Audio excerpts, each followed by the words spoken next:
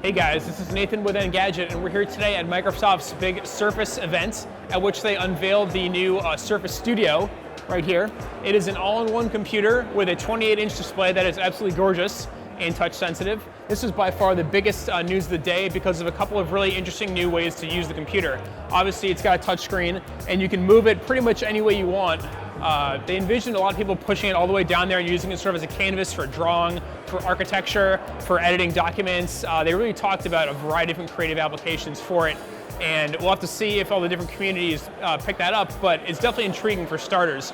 There's also a really interesting new input device called the Surface Dial. You can put it on the screen and rotate it to access different menu settings. Again, totally new sort of input, and we'll have to see how that takes off. But as long as app developers embrace it, it should be a pretty useful tool. Other hardware that was announced is the new Surface Book. It looks exactly the same as last year's model, except there's a new one that has 16 hours of battery life and has about double the graphics performance. So it's pretty expensive at $2,300, but it's meant for people who really want a powerful laptop. The other half of the event was dedicated to software, where we saw a new version of Windows 10 that'll come out this spring called the Creators Edition. And there's a lot of new features in there. One of the biggest ones they showed off was a new version of Paint, the graphics and image creation program. It's called Paint 3D.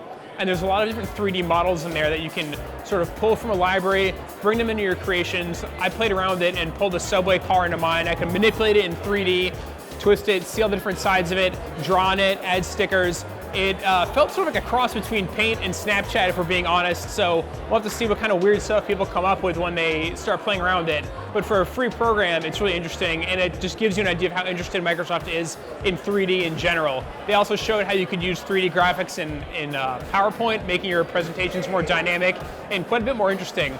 So again, we'll have to see how people use this stuff when it comes out this spring, but it could make for some pretty interesting new designs. So that's about it here at Microsoft's event today. We got the new Surface Studio, a brand new Surface Book, and we saw a preview of a whole bunch of new Windows 10 features that'll be coming next year in the spring. If you want to hear about more on all of those, just visit Engadget.